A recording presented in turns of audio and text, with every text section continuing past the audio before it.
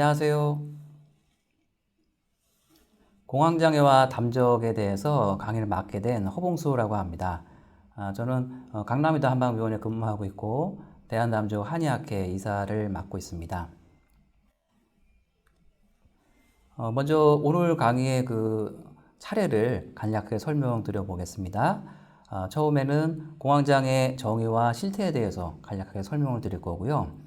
서양의학에서 보는 병리, 또 기존 한의학에서 보는 병리에 대해서 설명을 드리겠습니다. 그리고 이런 병리에 따라서 나온 각각 서양의학의 치료법, 기존 한의학의 치료법에 대해 설명을 드릴 거고, 그 치료법들이 갖고 있는 장점과 단점이 있습니다. 그거에 대한 설명을 제가 간략하게 드리겠습니다. 그리고 마지막에는 이런 공황장애를 의담에서는 어떻게 병리를 해석하고 어떻게 융합의학적으로 치료법을 연구하고 적용시키고 있는가에 대해서 설명을 드리겠습니다. 아마도 공황장애에 대한 개략적인 내용들은 초반부에 설명을 드릴 거고, 그 후에 담적이라는 기본적인 개념을 좀 알고 계셔야 우리가 얘기하는 담적을 기반으로 한 공황장애 새로운 병리 해석하는 것들을 이해하는 게 편하실 겁니다. 그래서 그 후반부에는 담적에 대한 기본적인 내용을 좀 자세하게 설명을 드릴 거고요. 그리고 나서 이것들을 갖고 어떤 식으로 공황장애를 새롭게 해석할 수 있는지 설명을 드리겠습니다. 공황장애는 먼저 정의부터 간략하게 설명을 드려보겠습니다. 공황이라는 것은 생명의 위협을 느낄 정도의 상황에서 오는 갑작스러운 공포감, 누구나 느낄 수 있는 거죠. 이런 상황이 오게 되면 내가 갑자기 죽을 것 같고 흉기 같은 거 위협을 받게 되면 당연히 놀라면서 공포감이 느껴지는 건 당연한 현상일 겁니다. 반면에 공황 발작이라는 것은 이 점이 중요하죠. 특별히 위협을 느낄 만한 상황이 아닌데도 신체 경보 체계가 오작동을 일으켜서 공황 상태와 같은 반응을 일으키는 병적인 증상, 이런 걸 얘기합니다. 즉 객관적으로 보기에 아무런 이유 없이 갑자기 극심한 불안을 사로잡혀서 가슴이 두근두근하거나 숨이 꽉 막히거나 죽을 것 같은 극단적인 공포에 빠지는 상태를 말합니다. 중요한 점은 객관적으로 보기에는 아무 이유가 없다는 거죠. 그런데 주관적인 상태에서는 그럴 만한 이유가 있는 경우도 굉장히 많이 있습니다. 그래서 이런 공황 발작들이 반복적으로 예기치 않게 발생을 하고, 또 이런 발작에 대해서 두려움을 느끼는 것, 예기불안이라고 하는데요. 그런 것들로 인해서 행동 변화가 나타날 때, 한 달 이상 있는 상태, 그럴 때를 공황장애라고 합니다.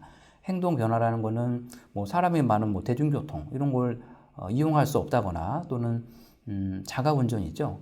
운전을 못하거나 터널 같은 걸 통과할 적에 공황 발작이 나타나면서 생활할 수 없는 일들 등등을 말합니다. 그리고 그런 공황 발작이 나타났을 때 다른 사람들이 자기를 바라보는 그런 부담스러운 시선, 그런 것들 때문에 사회활동을 거의 못하게 되는 상태가 되게 되죠.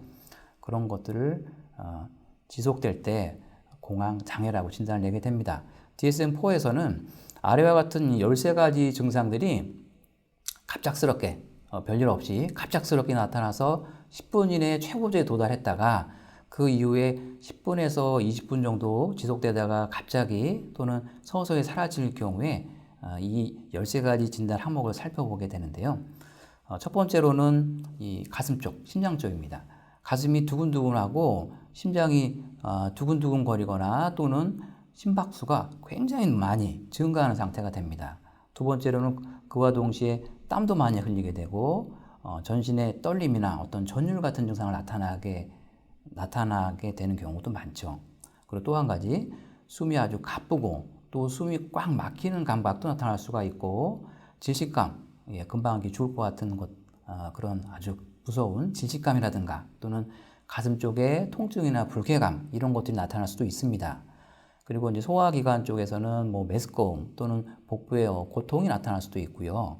그리고 머리, 뇌 쪽으로는 어지럽거나 또 불안정하거나 머리가 띵하거나 기절할 것 같은 느낌이 드는 경우도 있게 되죠. 심한 경우에는 비현실감도 느낄 수가 있고, 어떤 자제할 수 없는 자제력 상실에 대한 두려움 또는 미칠 것 같은 두려움도 느끼는 경우가 많습니다. 그리고 가장 큰 문제점 중에 하나인데요. 이 11번은 갑자기 죽을 것 같은 금방이라도 죽을 것 같은 죽음에 대한 두려움을 느끼게 됩니다. 감각 이상이나 마비도 동반할 수가 있고 또는 한기가 드는 오한이 있거나 또는 얼굴이 붉게 화끈 달아오는 증상이 나타날 수도 있습니다. 이런 13가지 증상 중에서 4가지 이상의 증상이 갑작스럽게 나타나면 진단 기준에 부합하다고 요즘 여기고 있죠. 제가 이런 진단 기준을 말씀드리지만 이런 증상들을 그냥 글로만 읽을 것이 아니고 이 증상이 내 몸에 어떻게 나타났을까 상상을 하면서 읽어보시면 이런 증상이 나타났을 때 견딜 수 있는 사람은 거의 없을 겁니다. 굉장히 무서운 증상들이 나타나는 거죠. 이 그림에 이제 대략적으로 부위별로 각각 증상들이 나타나는 것들을 설명을 했는데 사실 뭐 이런 것보다는 이렇게 가슴을 꽉 쥐어지거나 웅크리거나 이런 증상들이 더 많이 표현되는 공황 발작 증상의 대표적인 모습입니다. 실태를 한번 살펴볼까요? 이 공황장애 실태의 첫 번째 항목을 보면 완화되거나 재발이 반복되는 만성적인 정신장애다라고 얘기하고 있습니다. 그러니까 완화되는 사람도 있지만 재발도 자주 되고 또 이런 것들이 그냥 낫는 게 아니고 계속 반복적으로 만성적인 영향을 나타낸다는 거죠. 그래서 20에서 60% 정도는 완화 상태에 이르긴 하는데 2, 3년 후에는 전체 환자 중에서 상당수 60에서 80%가 재발하거나 또 공황장애 증상을 부분적으로 가지고 있는 것으로 보고되고 있습니다. 굉장히 심각하죠. 긴 유병 기간 동안에 일상기능의 장애나 삶의 질 저하 때문에 큰 고통을 받게 됩니다. 아까 제가 말씀드린 것처럼 거의 뭐 사회생활도 못하고요. 심한 분들은 집 밖으로 한 발짝도 나갈 수 없는 그런 상태가 되고 입원할 수밖에 없는 그런 심각한 상태까지도 빠지게 됩니다. 해외와 국내 현황을 살펴보게 되면 해외에서도 드물지 않은 질환이고요. 그리고 전체 인구의 한 30%는 평생 한 번 정도는 한 번 이상은 공황 발작을 경험한다고 알려져 있습니다. 그리고 이 중에서 공황 장애까지 발전한 사람은 10분의 1 정도 가량이라고 알려져 있는데요. 국내 현황도 최근에는 해외에 비해서 유병률이 높지는 않지만 최근에는 아주 빠르게 증가하는 중입니다. 건강보험 심사평가원의 자료를 보면 2017년부터 2021년까지 자료를 살펴보면 환자 숫자는 한 52% 정도 증가했습니다. 그리고 요양급여 비용의 총액은 2017년도에 437억 원, 2021년도에는 863억 원으로 거의 97% 이상 증가하고 있습니다. 그 그래프 기울기를 봐도 굉장히 빠르게 급격하게 증가하고 있다는 걸 알 수가 있죠.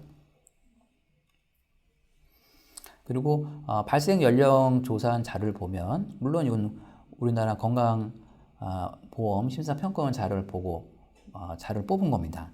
40대가 가장 많았고요. 27.4% 정도가 40대였고 또 30대는 21.1%, 또 50대는 19.9% 정도로 40대, 30대, 50대가 이런 순서대로 발생률이 굉장히 높았습니다.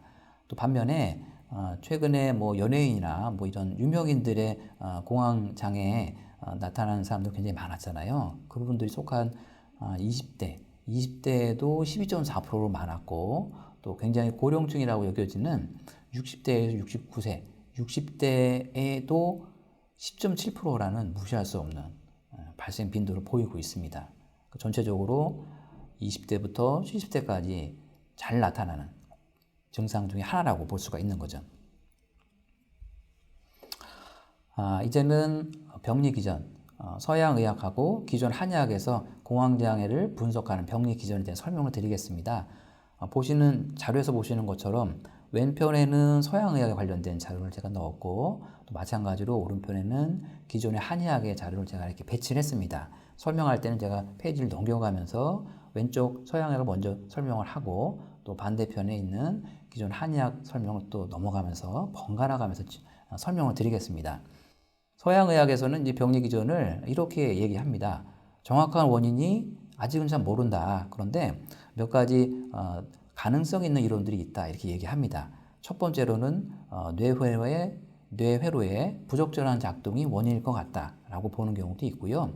두 번째는 신경정달 물질의 불균형으로 인한 신경학적 원인이 있는 것 같다고도 보고 있어요.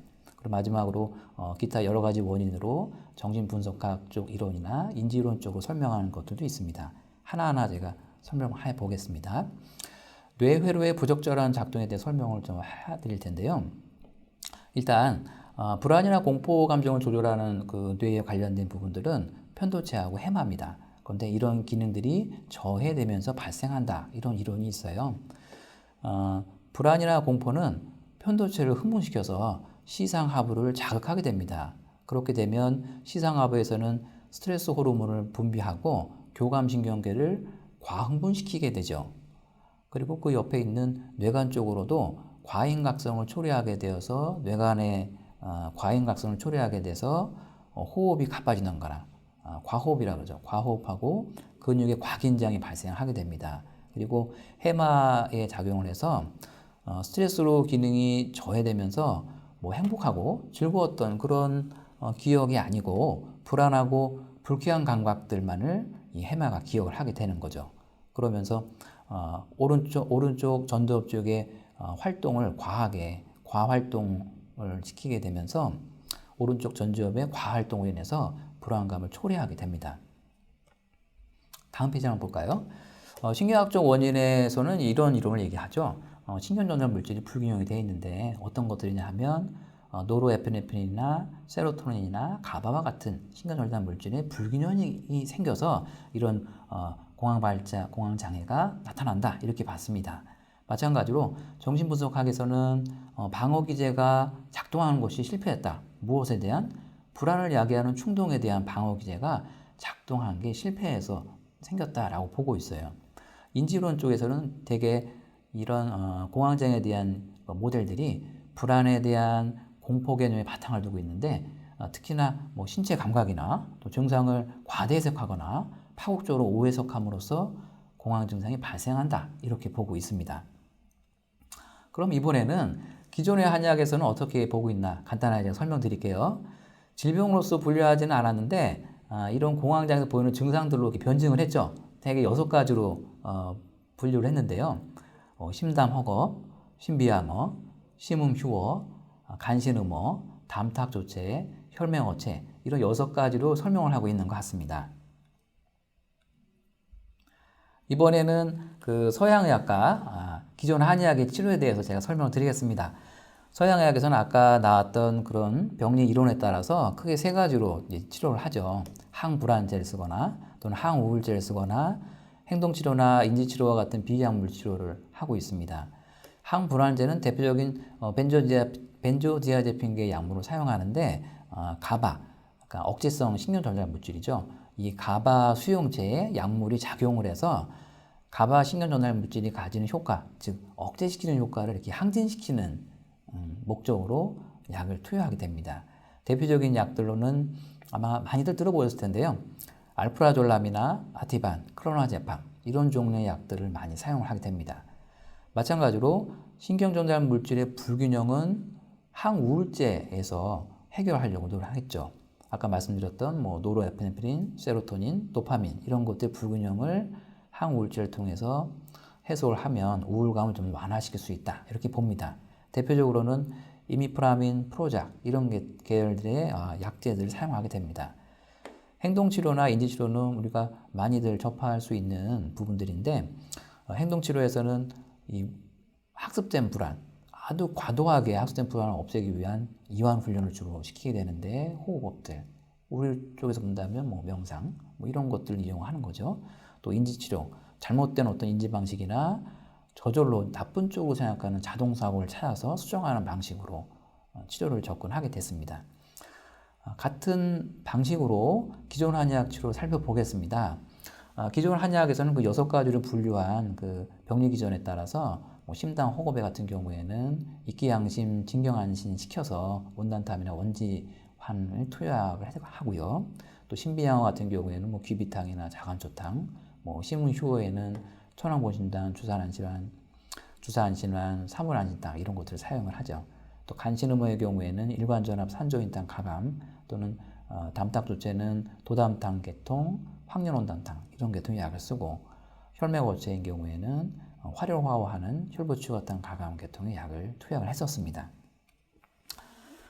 이번에는 이런 서양의학과 기존 한의학의 그 치료의 장점, 단점 이런 것에 대해서 간단하게 살펴보겠습니다. 서양의 장점은 뭐가 있을까요? 일단 약을 복용하면 증상이 빨리 억제가 되죠. 그리고 완화가 됩니다. 그리고 약제비가 한약에 비하면 좀 저렴한 편이죠. 그런 반면에 이런 단점도 있죠. 오래 치료해야 되고 재발도 잦고 또 인지행동 치료 같은 경우에는 좀 약간 좀 비싼 편이고 그리고 이게 중요한데요. 약물에 반응하지 않는 환자 숫자가 대략 30%다. 30%는 아주 많은 약들을 오랜 기간 동안 사용한다 해도 증상이 호전이 없다. 예, 이렇게 볼 수가 있는 거죠. 그래서 우리가 한방 쪽에서 우리 한의학 쪽으로 공황장애를 치료 접근하려고 할 때 이 30%에 해당되는 사람들이 굉장히 우리한테는 중요한 중요한 환자들일 수도 있을 것 같습니다.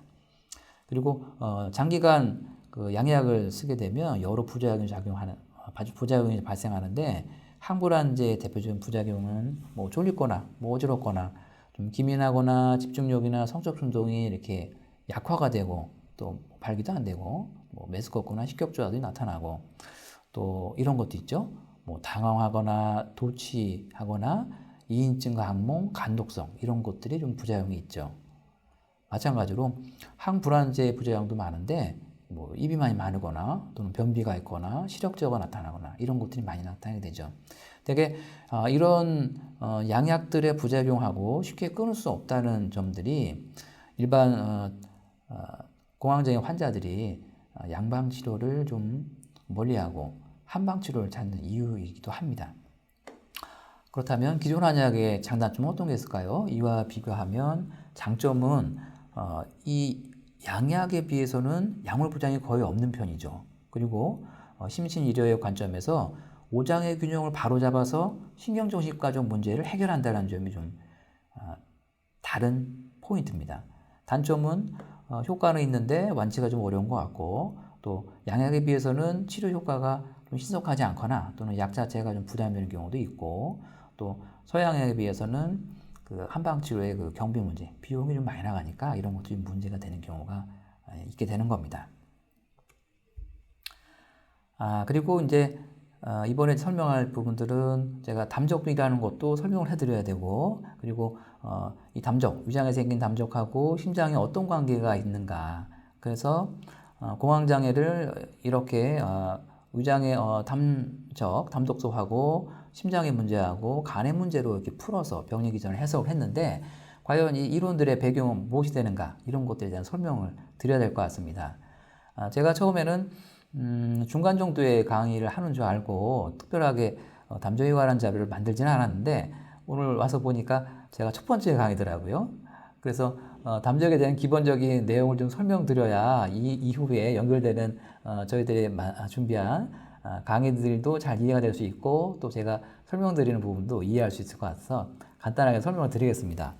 예, 다들 뭐 한의학을 잘 아시지만 제가 담적은 조금 더 많이 알고 있으니까 더 설명을 드리면요. 위장 모형입니다. 내시경으로 보는 부분들은 다 아시겠지만 주름진 점막 부분을 내시경으로 살펴보죠. 그런데 담적병이라는 거는 우리가 음식을 드셨을 적에 소화 안 되고 분해 안 된 찌꺼기들이 썩어서 독성물질이 변한 거를 담독소라고 하죠. 그런 담독소들이 위장의 점막 아래쪽에 있는 근육층이나 점막 하층이나 장막층에 침투하게 됩니다. 그렇게 되면 위를 움직이게 하는 이 평활근 자체가 담이 끼게 되면 어떻게 되냐면 조직이 변성되면서 굳어지고요. 경화된다고 표현하는데 굳어지고요. 두꺼워집니다. 그렇게 되면 위장이 운동성 자체가 떨어지게 될 테니까 소화가 안 되는 여러 만성 질환들과 함께 다양한 전신 질환이 같이 나타나게 되죠. 그래서 위장이 경화되어 있는 것을 저희들은 담적병이다 이렇게 정의를 내렸고 여러 가지 전신 질환이 동반되기 때문에 담적증후군이라고 최근에는 이름을 더 확대해서 사용을 하고 있습니다. 그래서 담적이라는 건 이제 설명이 됐죠. 예전에 기존 한의학의 이론으로 본다 그러면 적치 이론을 좀 더 우리가 소화기관에 관련돼서 정밀하게 분석을 하고 새롭게 해석한 부분이라고 생각하시면 됩니다. 그리고 이제 또 한 가지는 그러면 위장의 이 담독소가 어떻게 심장 쪽에 영향을 줄 건가?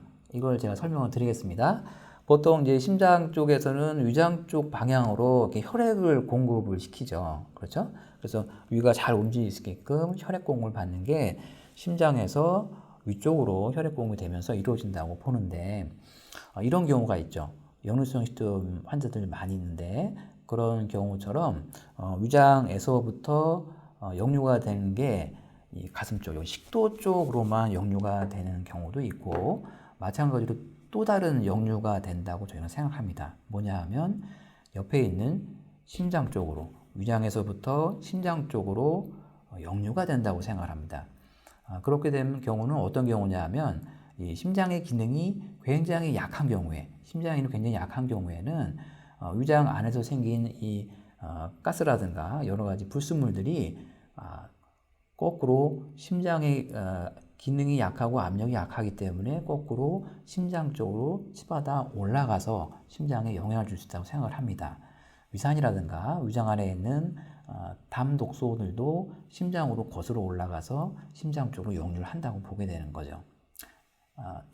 대략 이제 이해는 되셨죠? 담적이라는 거하고 담독소하고 또 위에서 심장으로의 역류되는 현상이 나타날 수도 있다.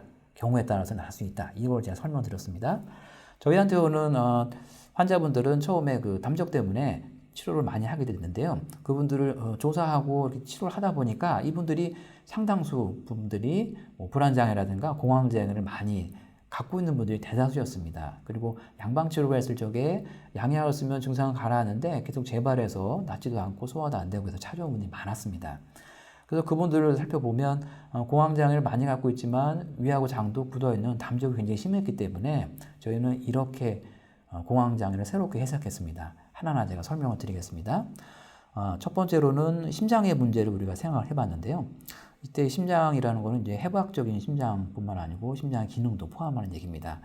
심장의 근육에 담이 쌓인다. 심장의 근육에 담이 쌓인다. 이게 무슨 얘기냐면 아까 제가 말씀드린 것처럼 위장에 쌓여있던 이 담독소가 심장의 기능이 너무나도 약하면 심장의 근육으로 거꾸로 역류가 되면서 담이 끼면 이런 특징이 있다 그랬죠. 제가 담이 끼면 근육 자체가 딱딱해지고 경화가 되고 또 두꺼워지고 그러면서 운동 장애가 된다. 운동성이 떨어진다. 그렇기 때문에 위장에 쌓였던 담독소가 심근으로 거슬러 올라가서 심장 근육의 운동을 방해하면 그거에 따라서 이걸 보상하려고 빈맥, 맥이 빨리 뛰게 되는 거죠. 그래서 부정맥이나 심계양이 같이 나타나는 거죠. 이런 거죠. 심장이라는 게 이렇게 수축 이완을 부드럽게 해야 되는데 심장을 움직이는 근육 자체가 뻣뻣해지니까 이런 식으로 뛰게 된다는 거죠.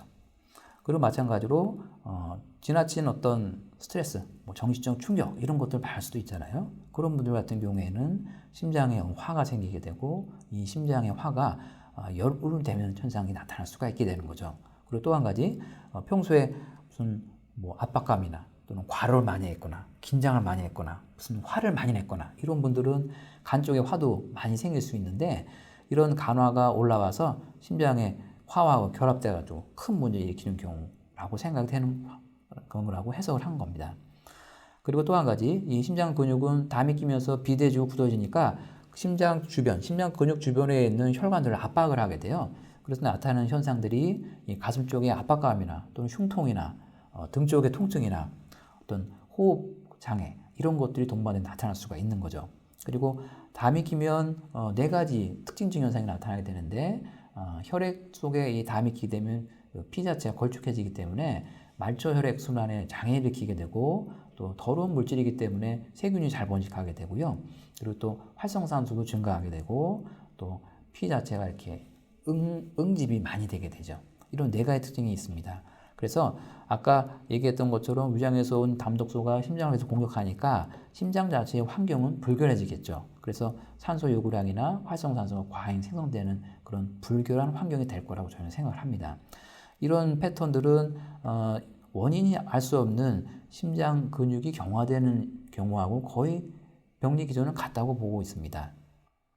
또 한 가지는 두 번째로는 이 혈관의 이 탄력성 자체에도 이상을 일으킨다고 봅니다. 관상동맥이나 모세혈관의 담독소로 인해서 영향을 받게 되면 이 혈관에 내피가 있죠. 그 혈관 내피에 담이 끼면서 여기도 마찬가지로 굳어지게 되죠. 그래서 혈관 자체 탄력성이 좀 떨어지게 됩니다. 마찬가지로 이런 담독소들은 모세혈관의 혈류장애를 유발할 수가 있고요. 그리고 심신이 모두 음이 허한 분들은 혈관을 이렇게 부드럽게 해주는 진액 자체가 부족해지기 때문에 혈관의 운동성도 떨어지게 되죠. 그리고 세 번째로 놓고 보면 이런 겁니다.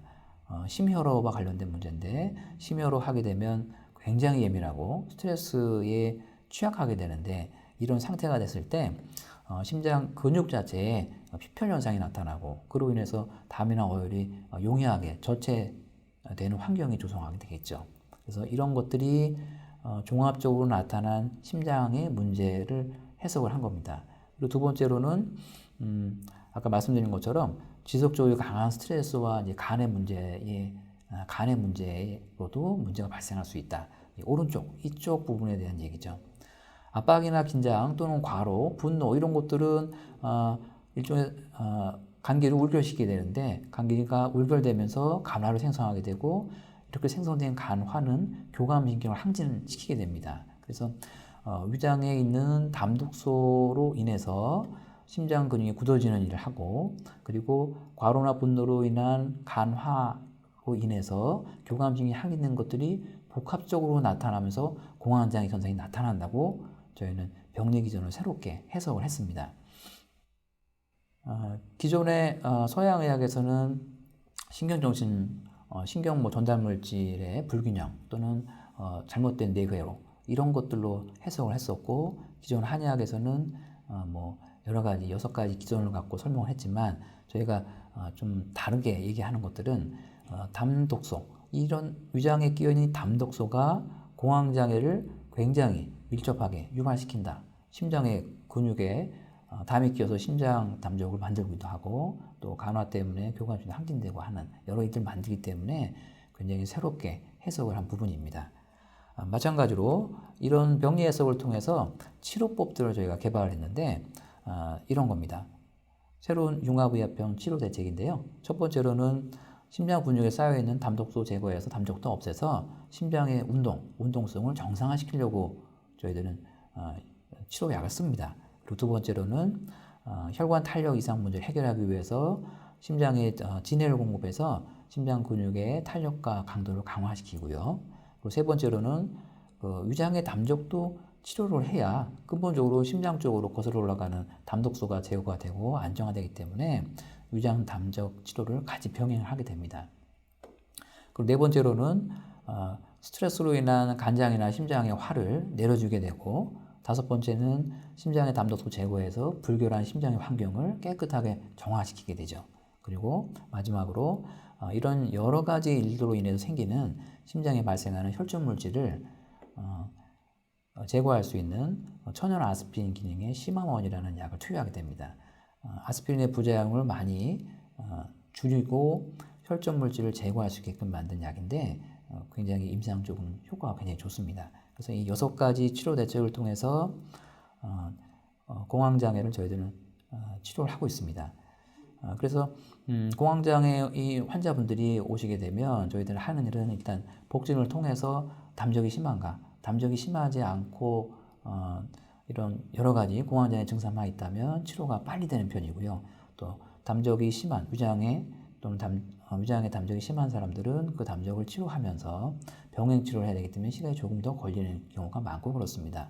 그런데 생각했던 것보다는 치료 효과는 굉장히 좋은 편이고 경과가 아주 좋습니다. 그래서 저희들이 말씀드리는 어떤 새로운 포인트, 새로운 어떤 담독소와 관련된 공황장애를 바라보는 시각에 대해 제가 설명을 드렸고요. 이런 것들이 여러분들 그 공황장애 환자분들을 진료할 때 많은 도움이 됐으면 합니다. 짧은 시간 내에 많은 내용을 제가 설명하려고 하다 보니까 뭔가 좀 부족한 부분도 있었고 설명이 불충분한 부분도 있긴 있었는데 너그러이 이해해 주시고요. 여러분 앞날에 좋은 일들, 행복한 일들, 건강이 충만하길 바랍니다. 예, 이상 들어주셔서 대단히 감사합니다.